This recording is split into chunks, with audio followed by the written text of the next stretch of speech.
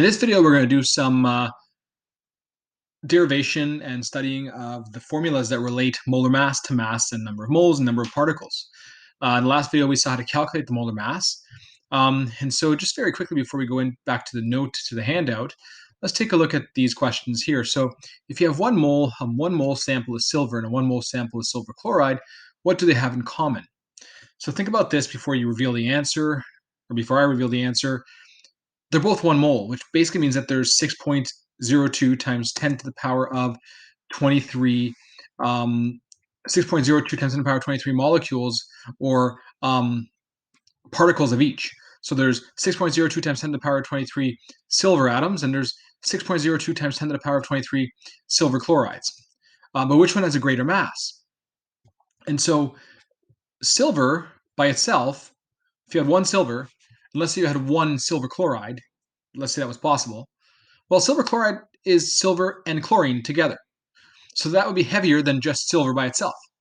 So if you have the same quantity, 6.02 times 10 to the power of 23, the one that's heavier by itself is also going to be heavier when there's, well, more of it, because it's just a bigger molecule overall. So silver chloride, 1 mole of that weighs more than 1 mole of just plain old silver. And so how can we figure out, well, what is that exact mass? How can we figure out the exact mass of, a mole of silver or the exact mass of a mole of silver chloride? And so we did that using the molar mass. If we had a mole of silver or a mole of silver chloride, you could go and find the molar masses and add them together from the periodic table and get your molar mass of the compound or of the element. And so now we're going to go take a look at a set of formulas that allows us to convert from mass to moles and moles to mass. And then we can connect all our formulas together, the 2 main formulas that we saw in this lesson. So let's go take a look at our formulas. So first of all, our main relationship is that if you have 1 mole of a substance, that 1 mole is going to contain 6.02 times 10 to the power of 23 particles of that substance. And so the molar mass is going to be the mass for, well, that many particles, for 1 mole. And so one of the main formulas you'll see is that the mass is equal to, mass is little m here, little m, in grams, is equal to the number of moles times the molar mass, big M. And you can derive equations from that. So for example, if you want to find the number of moles and you had the mass and molar mass, you could do that. The number of moles is equal to the mass in grams over the molar mass in grams per mole. And if you want to find the molar mass, you could use your periodic table, but let's say you had an unknown element. The molar mass would be, or an unknown compound, the molar mass would be little m over n, like that. So you can derive the equations quite easily doing that.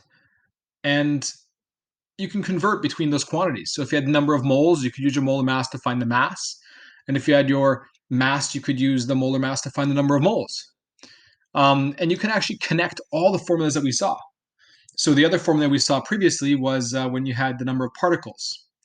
And you could do number of moles times Na to find the number of particles, and you can connect those together. Before we go and connect those together, we're going to do some examples just using the mass and mole formula. So let's take a look at some conversion factors. The conversion factors for the mass and mole formulas are grams over 1 mole or 1 mole over number of grams. And so we can use those conversion factors in our practice problems. So we're going to calculate the number of moles in 3 grams of magnesium chloride. So first of all, notice we have 2 significant figures. So our final answer needs to be rounded to 2 significant figures. Let's write our given information. So our given information is that we have a mass of 3.0 grams. And another piece of information that's not quite given but almost is the molar mass of magnesium chloride. And so we can use our periodic table to solve that. If you don't know how to do molar mass, make sure you go back to the previous video. But I believe we calculated it in the previous video as well, actually. And it's 95.21 grams per mole. So you would have to show that work. 95.21 grams per mole. And what are we looking for? We're looking for the number of moles. So that's our unknown number of moles. And what is our equation for that? Well, our equation is going to be that the number of moles is equal to the mass over the molar mass. And so now we can go and substitute and solve. So number of moles is equal to 3.0 grams over 95.21 grams per mole. You can cancel out the units by crossing grams out and grams out, and since this is a line over a line, the moles are left over and go to the numerator. And so we'll have 3 divided by 95.21, and we get our solution is that the number of moles is equal to 0.315092995 moles. And so for a therefore statement, therefore, the number of moles is equal to approximately, we need to have two significant figures. So that would be up to the 0 and 3, 1 there. Look next door and we can round up to 0.032 moles, or you could do it 3.2 times 10 to the power of 1, 2, negative 2 moles in scientific notation. You could have also done this using a conversion factor. So you're going from, so I'm just going to do the alternate method here. You could have done 3.0 grams, multiplied it by the conversion factor that gets rid of grams, which is this over here. So by times 1 mole for every, our molar mass was 95.21 grams. That cancels out grams and grams, and we're left with moles, and we get this answer over here. So we did the same thing using the formula. It's just with the conversion factor, it's written a little bit differently, but it's the same math overall. And so that would be how you find the number of moles using the mass. Now we're going to do another one-step problem. So this is a one-step problem because we're using just the one formula. We're not converting between them all. So now we want to calculate the mass of 1.43 times 10 to the power of negative 2 moles of KOH. So look at the number of sig figs. We have 3 sig figs here. So just making a note of that, 3 sig figs in our question. So what we're going to do is we're going to first write down our given information. The number of moles is 1.43 times 10 to the power of negative 2 moles. The molar mass of KOH. Let's go calculate that. So I'm going to do it quickly on my end and see if you get the same answer as me. So KOH, let's go to our periodic table. K is 39.10 plus O is 16.00 plus H is 1.01, and we get 56.11. So the molar mass of KOH is 56.11 grams per mole. And what is our unknown in this guess situation? Our unknown is the mass, so we're looking for little m. And so an equation we can use is that the mass is equal to the number of moles times the molar mass. And we can go substitute and solve. So the mass is going to be equal to 1.43 times 10 to the power of negative 2 moles multiplied by the molar mass of KOH, which is 56.11 grams per mole. Notice moles and moles cancel out, and we're left with grams. And so when we actually solve that, at the end we get that the m is equal to times 1.43 times 10 to the power of negative 2, 0.8023, oops, 0.802, let's get that back there, 2373 grams. So don't forget that that is not done to the proper sig figs, and we also need to have a statement. So we can say that therefore the mass is approximately, we need 3 sig figs. Look next door here, we can round down, 0.802 grams, or you could say 8.02 times 10 to the power of negative 1 grams. You could have also done this using the conversion factor. The conversion factor is really your molar mass when you think about it.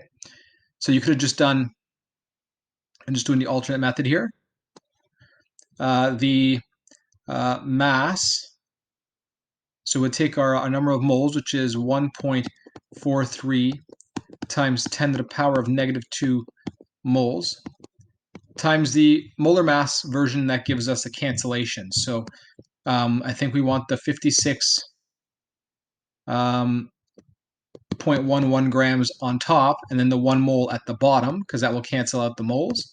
And we're left with grams, and we get this answer over here. So your molar mass is really your conversion factor. Let's do the last 2 questions here. Again, they're one-step problems because they're only using the one formula. So we're going to find the number of moles in 68.0 grams of H2S. Once again, we have our given information, and what I recommend you do is you pause the video, try it yourself and see if you get the right answer. So 68.0 grams. We have our molar mass of H2S as well. And so you can figure that out by going to the periodic table. We have 2 times 1.01, which is hydrogen, plus 32.07 for sulfur. Let me just double check to make sure. You never know if you don't use them often. You need to always double check, right? So that's what I'm recommending you do. So sulfur, I said, was 32.07. That's right. And so my molar mass of that H2S is 34.09 grams per, I'm going to write it as a conversion factor there, per 1 mole. But you could have just done grams per mole. That's fine. That works as well. So now we're going to put our unknown. We're looking for the number of moles. We're going to put our equation that the number of moles is equal to the mass over the molar mass. We're going to substitute and solve. So moles is equal to 68.0 grams over 34.09 grams per mole. Cross grams out. Since you have line over line, that moles comes up here. And you get, so let's do that. We're going to solve now. So I'm just going to put this as solve.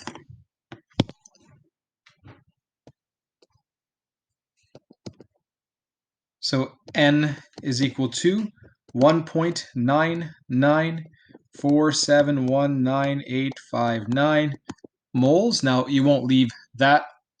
You're going to have a statement, that's therefore statement, where you round to your correct number of sig figs. So N is equal to approximately, we need 3 sig figs, so there's 3 significant figures there. So that's up to here, and I think we can round down there. So 1.99 moles of the hydrosulfuric acid.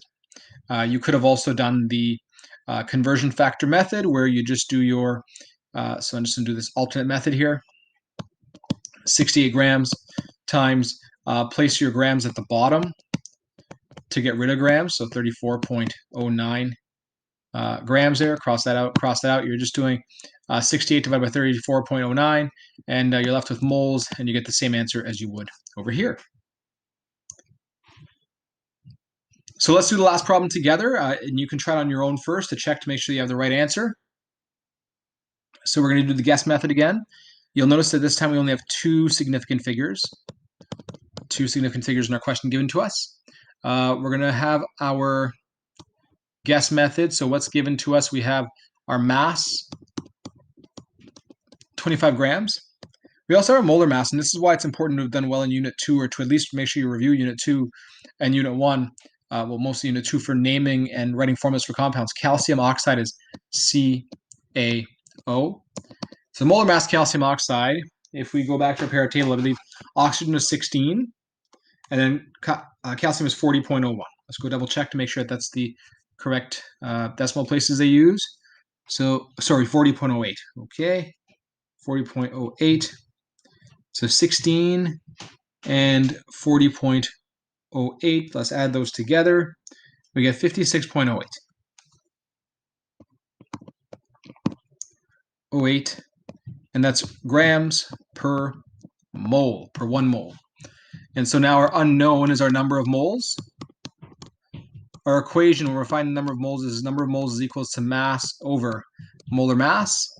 Let's substitute and solve. So the N is equal to 25 grams over 56.08 grams per mole.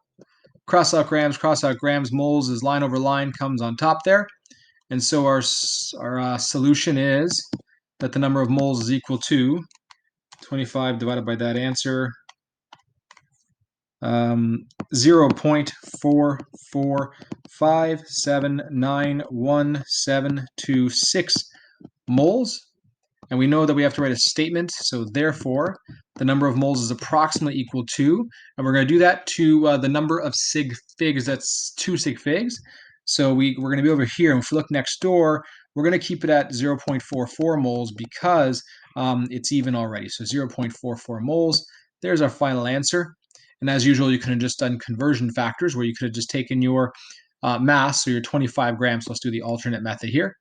25 grams times the molar mass in its proper conversion factor form. So I would do the 1 mole over the 56.08 grams. And no, that's like doing 25 times 1 divided by 56.08. And I know it's right because I'm canceling out grams there. And then what's left over is mole. And so that could give me the same answer that I got over here, of course, before rounding. And so that was a bunch of problems where we did one-step problems with the basic formula. But sometimes I might ask you to go a step further. I might say, well, okay, now that you found the number of moles, go and find the number of particles or formula units or whatever you're dealing with. So then I would ask you to go look at the other formula and bring them in together. So in other words, you could take those, you could start off with mass and go all the way back to number of particles by combining the two formulas we discussed earlier. So you'd have to come back and look at your conversion factors of the Avogadro's number over 1 mole or 1 mole over the Avogadro's number. And you can look at this flow chart here, this little map that helps you to get back to where you need to go. So for example, you might start off in the particle area. And if you want to go from particle to your mass, let's just say, to go from you'd have to go from particle to moles first by dividing by 6.02 times 10 to the power 23. Then you would have to go from moles to mass by multiplying by the molar mass. But let's say you want to go the other way. So let's say that you want to go from mass to moles or mass to particles. You'd have to take your mass and divide by the molar mass. And then once you're at moles, you'd have to take your moles and multiply by the Avogadro's number. So think of this like a little roadmap. And what we do is we like to think of it as these are two cities at two opposite ends. And if you want to go from one city to another, you always have to make a little stop, a little moleville over here. So if you want to go from Particleville all the way to Massville, you got to go Particleville to Moleville first by dividing by 6.02 times 10 to the power 23. And then you got to go from Moleville to Massville by multiplying by molar mass. If you started off in Massville, you'd have to go from Massville to Moleville first by dividing by the molar mass. And then you can go from Moleville to Particleville by doing the multiplication times 6.02 times 10 to the power of 23. And so that would be combining both of the basic formulas we saw. The N is equal to N times Na, along with the M is equal to N times molar mass. And so we'll do some problems concerning this in the next video.